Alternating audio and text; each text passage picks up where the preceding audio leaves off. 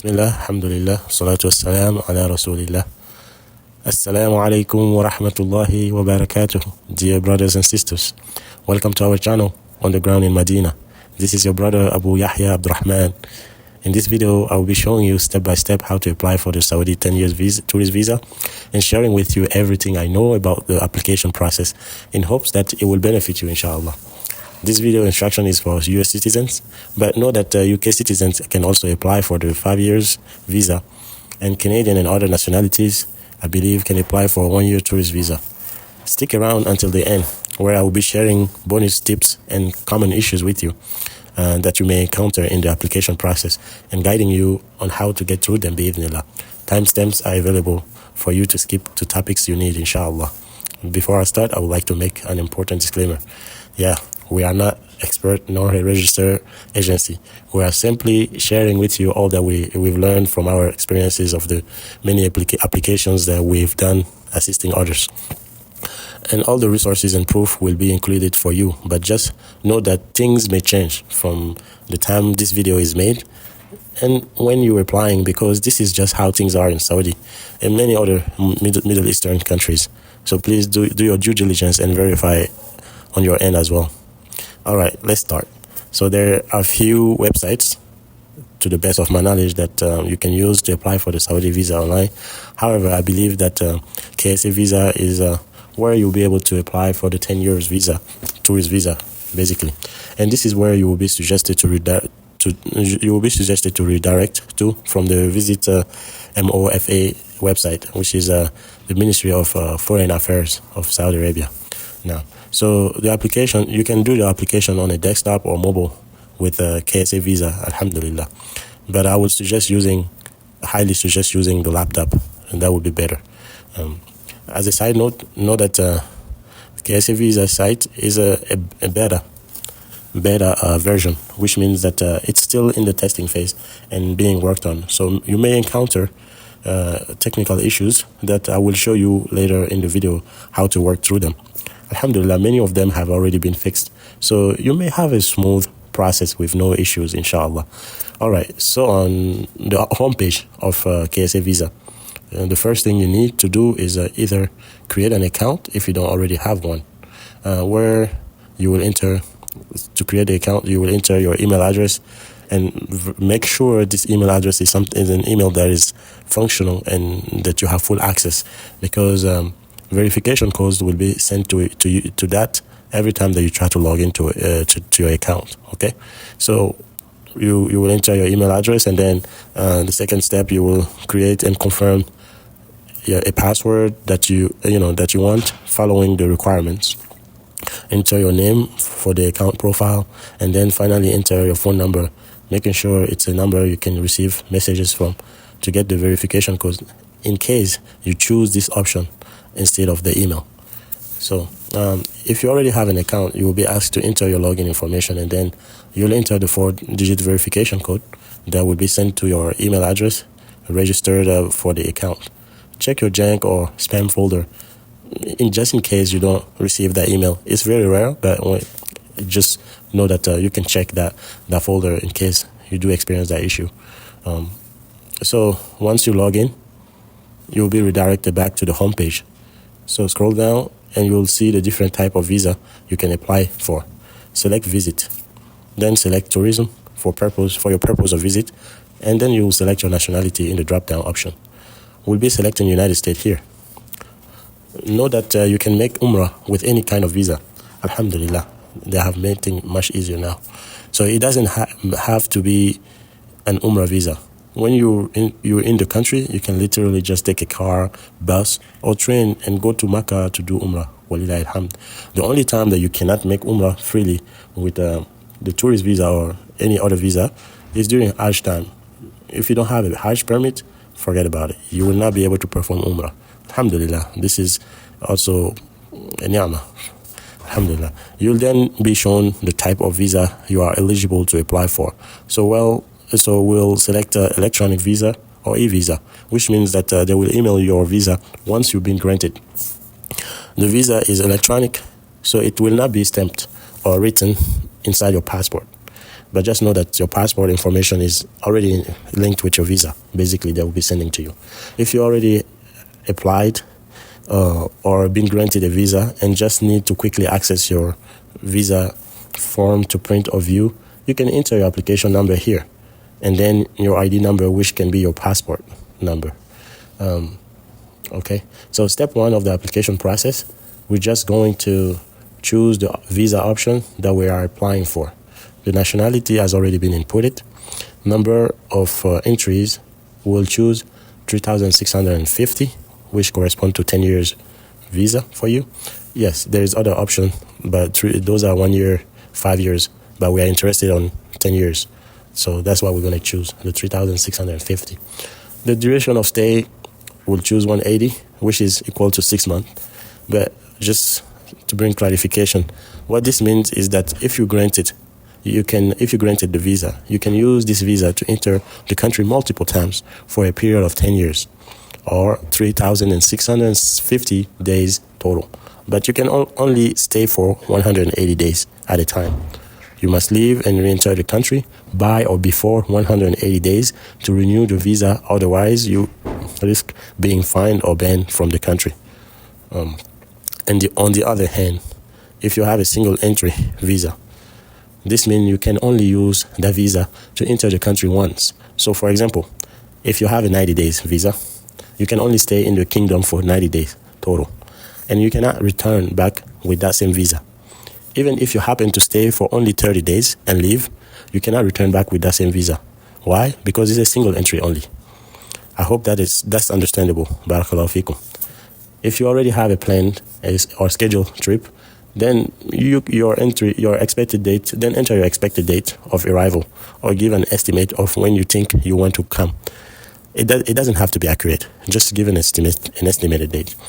Choose your country of residence and nearest embassy to send your visa application and documents. So know that for US, there are 4 embassies, and they are assigned based on the state in which you reside in. So check the Saudi consulate site to find out where is your assigned embassy. We've also included the list at the end of this video for your convenience. Okay? Transport mode and port of entry are optional, but you can select one based on the method and airport it will be entering the country. Again, this is optional. Step 2, enter your personal information. Enter your first, middle, if you have any, and last name exactly like how you have it in your passport. The middle name entry has limited character, so if yours happen to not fit, just enter it along with your last name or leave it blank completely. Make sure you double check that you didn't miss or add any letters, because you will not be granted the visa if everything entered here doesn't match what's in your passport. Believe me, they are very strict with that. Enter your phone number with the region code and email address. The email entered here is where your visa will be sent once you've been granted visa. So make sure you have access to it and there is no typo. It's very important. You don't want to lose your visa, and you don't want to lose the money you already pay for. Nationality is already inputted. Select your gender, marital status, and occupation if you have one. If not, then just put I don't work at the moment. Select your religion. If coming to Madinah or Mecca, only Muslims are allowed. What do you plan on doing during your stay? This is optional to answer, but again, you can select visiting. Well, now upload a headshot image. The requirements are stated below. If it doesn't meet these requirements, especially the sizing, what I mean by sizing, the photo and upload size, it will not be uploaded, and you will receive an error message and won't be able to move on to the next step. You can upload from your device a saved or a scanned passport photo from FedEx, CVS, etc., or take a photo against a white background and then convert it to passport size using the following website. The accepted format for the upload is said to be JPEG or PNG, but from our experience, I would suggest using PNG. Step 3, upload a scanned passport copy. Again, JPEG or PNG, the sizing should not be more than 5 megabytes. Enter your passport number, select the country of issuance for the passport, type in your place of birth, And then lastly, enter the passport issue date and expiry date. Double check to make sure everything is entered correctly. If you are applying for a minor, you will also be asked to enter a parent's passport number, since minors must be under a parent's visa. Yes, minors can also get the 10 years visa, alhamdulillah. Remember, your passport must be valid for at least 6 months from the application date and before your travel date. This is very important, brothers and sisters, because without that, you won't be able to travel. And if your passport is not valid for at least 6 months, you may not be granted the visa. Step 4, enter your residence or visa number or the country you are currently residing in. Your residence number can be your driver license number. Yeah, it can be confusing here, but you can use your driver license number here for, as your residence number. And also, you can also use your passport even. I think one of the reasons for verifying your residency is to ensure you are sending your application and documents to the correct embassy location. So select the issue country for the residency number you entered. For the expiry date, if you are using a driver license, just check and determine. The country of residency is already inputted. Type in the city and zip code for your address. If you have a PO box, type that in too. If not, then put NA. If you will be staying at a hotel or a friend or family place in Saudi, enter that address in KSA home address. If not, then put NA. Now on step 5, read through the term and condition and then check. I have read and agreed to the instruction at the bottom of to acknowledge and consent to all of them. Step 6, review your visa application information. Click the up arrow to reveal the entries for each section. Look through and verify everything one last time before clicking next to continue. Once you select yes, you will then be sent to the payment page for the visa application. On this page, you will see your application number. Take a screenshot or write it down, just in case the system does not save your application under your account. So you can use the number to retrieve the form, the application form, and print it. Because that's what you're gonna use to send to the embassy along with other documents. Remember, I mentioned to you in the beginning of the video, the KSA visa website is a beta version. So there is some glitch sometimes that you can encounter. This is why I'm advising that. The total for each visa application, whether adult or minor, is $118.17 for US citizen. And then you can enter your payment card and then click to OK to agree to the terms and conditions before clicking pay. Yay, congratulations. You have successfully applied for the Saudi 10 years visa. Now Mubarak. But it's not done. Wait. You still have a little more steps to do. So not too fast. Now you're going to click to return to the home page, where you click on your account profile on the top right hand side. You should be able to see all your applied or granted visa. The application number is on the left side, and on the right side you will see the status for the application you just applied for. It should say send to embassy. This means you need to send your documents. Yep, you will need to send your documents to the embassy in order for them to verify all the documentation and finalize in order to grant you the visa. That's part of the steps of the application process. And hopefully once everything goes well, you should get your visa emailed to you. Click print to pull up the entry visa application summary, print it, then write your name, date, and then sign on the correct line on the bottom of the second page. So what would you be sending? Documentation that you'll be sending to the embassy. And again, this is the standard one. Depending on some embassies, you might encounter some extra documentation that will be asked from you. But the generality in all embassy, they will require those documentation, the list of documentation that will be provided to you now. So you're going to have your entry visa application summary, the one that you will fill up your name, date, and sign, a copy of your ID, a scanned copy of passport, your original passport. Yes, yes, you will need to send your original passport. And no, they will not lose it. You will get it back. But you need to send a scanned copy of your passport and then your original passport. And one passport photo. And also for those sending to the Washington Embassy specifically, from our experience, many of those that will help, they always, for some reason, ask them to add a consular application form that is filled out completely and signed. So you will have that form provided to you for your convenience as well, that you can print in case you have to send yours at the Washington Embassy. If you're applying for your son or your daughter, for any minor, so you will need to include a copy of the birth certificate. I heard some people mentioning that you need an apostille of birth certificate, but from our experience and from different assisting people apply from different embassies, we haven't experienced that. But if anything is required more than what you sent, they will always ask for it. And also a parent's visa and an ID copy of whoever the minor is applying under. So basically, if you during the application you had put you as the father, you put your passport information there, so your child is applying under you, meaning that means that you already have a visa, or you're also applying with him to get a visa.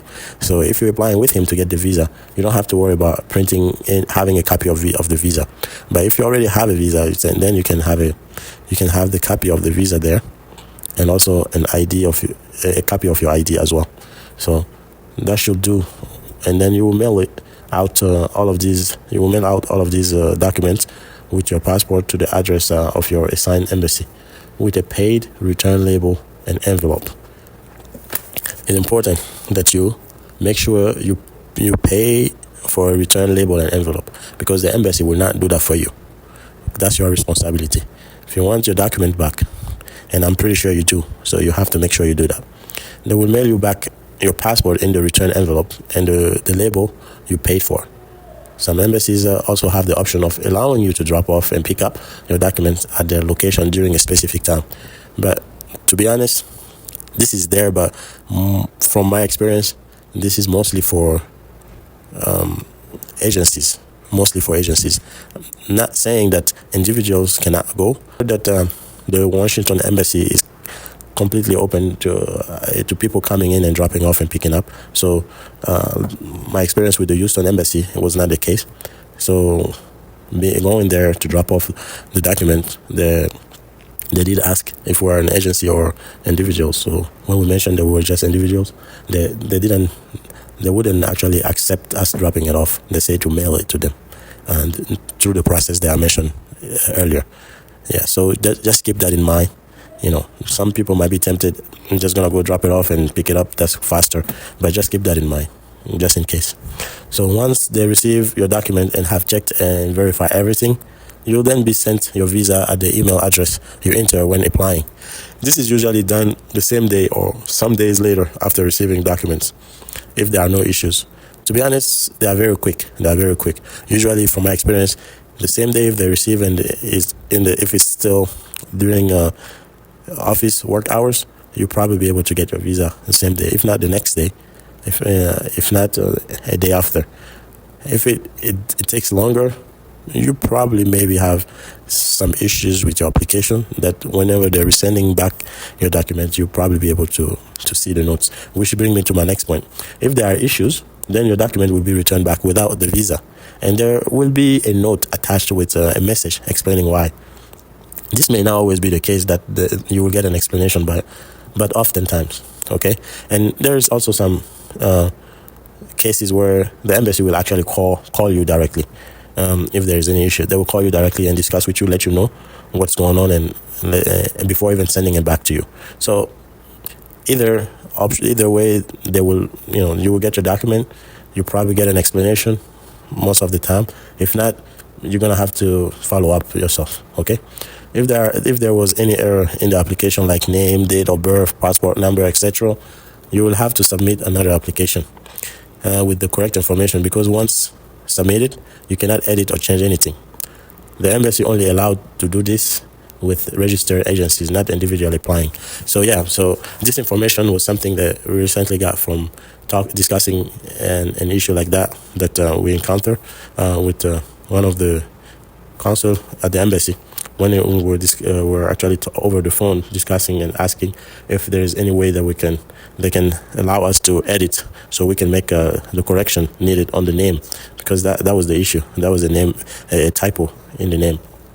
So the consul actually made clear to us that when it comes to editing, the only time they allow this is only for registered agencies. As for individual like us applying directly, then you're gonna have to submit a new application. Yeah, so this brings me to the bonus tips and common issues you may come across when applying and guidance on how to get through them. Yeah. Number one, you forgot to write down application number and can't find it under your account. As I mentioned, sometimes the KSA visa site may have some glitch. You might be able to finish your application and pay and everything, and when you go back to your account, you don't see anything. You don't see your application number, nothing is there. So what can you do? How can you fix it? So there's several ways, and one of the way that we've done that it is working clear, that is 100%, is just email the customer care at mofa.gov.sa to request the application ID number. They will ask for your name, a copy of your passport, and the date you applied. Yes, in order to retrieve the information, the application number that you're asking. Another issue that you may encounter, you made a mistake in the entered information when applying. So in this case, if you made a mistake in the information, so how do you fix that? The first thing you need to do, if you realize after you already sent your application and your documents, you're just gonna have to wait for the embassy to mail you back your documents, and then you can reply with the correct information and send your documents again.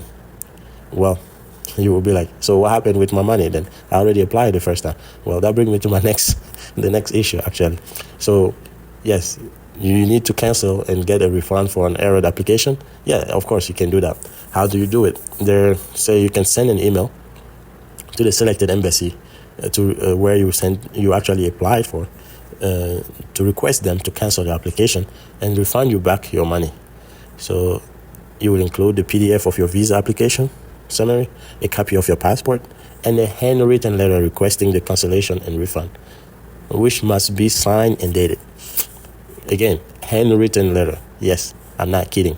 This is actually the process, and I'm not making up that process. This is something that we actually had to go through after verifying with the embassy agents, and we did that for many of our applications that we needed to cancel and get our money back, and we didn't have any issue. We did get our refunds back. Yes, so once they receive your email and respond back confirming the cancellation, you should receive it in your account within a few days based on your bank. You may need to send a follow-up email if you're not getting a response back after a few days. Yeah, you always have to be on top of it. Yeah, just be patient and persistent with them. The refunded amount will be exactly $106.52, not the total amount that you paid, which was $118.17 when you were applying. Yeah, you will not get all the money back, but you'll get most of your money back, which you should be grateful for. So you'll be getting $106.52 back if the cancellation goes through and the refund has been granted. Yeah. Issue number 4, you're struggling with a specific embassy. Well, this is something that we don't know. Nobody wish to face that, but it does happen. So we had issues like that. So we're just putting out there, the little experience we had. Some embassies might be easier than others. So it's always, the qadr of Allah whenever you're dealing with things like that. So before sending your application, as we all should do as Muslims, is always make our istikhara and make a lot of dua, ask Allah subhanahu wa ta'ala to make things easy for us and make everything go smooth. So some embassies and consulate, like I mentioned, are easier than others from experience. Also, I know many other people that mentioned about their experience and how some of them were almost about to give up At the end of the day, it's whatever Allah decrees for you. Just make sure there are no mistakes in your application and send all the required documents, plus whatever you think is necessary to avoid any issues. I'm not trying to just mention the embassy, but they seem to be a little special, so I just have to always bring that back because we had different encounter with them. If it's Washington DC, your embassy, your assigned embassy, make sure to include the completely filled out and signed consular section form in all capital letters along with your document. If the Saudi consulate website is down, you can email the DC office to request a PDF of it from them. So just that's what I can suggest for that issue. So we're moving on to issue number 5. Keep getting an error message after uploading your photo and or your passport, your scanned passport. That happens, and again, they are very strict with the requirements. So sometimes you just have to crop and adjust the image sizing, or use this link. It should be 200 by 200 pixels, or 35 by 45 millimeters, and no more than 1000 KB. Usually this always helps, and this, just mentioning this from our experience, this is how we're always able to overcome when we have issues related to uploading photos or passport things. The website keeps glitching. During your application, you can have issues where times to time, as you're trying to apply, now it might be better than before. In the past, you'll be applying and then suddenly you're trying to go to the next and you're not able to go to next. It's glitching. So from experience, you can either clear your cookies, or cache, or change your browser, use a different browser. That always helps, so it's whatever works basically. 7th issue, you applied for 10 years visa but you were granted something else. When I say something else, you were granted maybe 5 years instead of 10. Mentioning this because we actually encountered that with our latest application. We assisted a sister who was applying. She applied and they gave her a 5 years visa instead of 10. So we reached out to the embassy and to figure out why we're getting 5 years instead of 10. We requested 10. That's what we put in the application. So as we were told, they say the length of the visa is the consulate decision. It's up to the consulate to decide if they want to give you the 10 years or anything shorter than the 10 years. So this is the little bit I can mention regarding that. Alhamdulillah. All right, we will end it here. And please do share this video to those you know who would like to come to Saudi and need help applying for the visa, to help them save hundreds or thousands of dollars, depending on how many applications they'll have to do, in hopes that you can get the Khayr, inshallah. With all the fitna and hardship that's going on in the world, especially in the West, I know many are just waiting for any opportunity to escape and save themselves and their families. May Allah protect us all and aid us in our endeavor. For the longest, Saudi Arabia was known to be one of the hardest countries to get into, but now, alhamdulillah, by the permission of Allah, the 2030 vision that's being implemented to attract more tourists to the country has allowed more opportunities to open up for tourists and expats all over who want to benefit from the blessing this beautiful land has to offer. So let's take advantage and surround our families in a blessed environment filled with Islamic values and history, alhamdulillah, and also learn our religion with all the available Quran and Arabic program and Islamic program in Saudi, especially in Madinah. Alhamdulillah.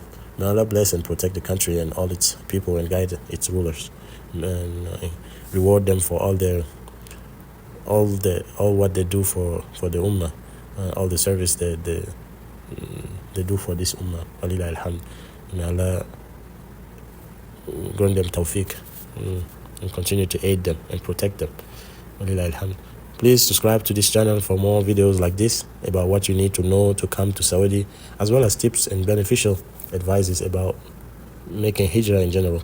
I will also be sharing with you guys all that I come across or have learned about work, study, and life overall on the ground in Medina as an expat. If you liked or benefited from this video, let me know by clicking the like button. This also tells tells the YouTube algorithm to show it to more people who may benefit from it. Also, let me know down below in the comments if you have any questions, and I'll be happy to respond back to the best of my knowledge, inshallah. If you have any suggestions to add, then please share in the comment to benefit everybody. Barakallahu feekum wa jazakumullahu khayran. Assalamu alaikum wa rahmatullahi wa barakatuh.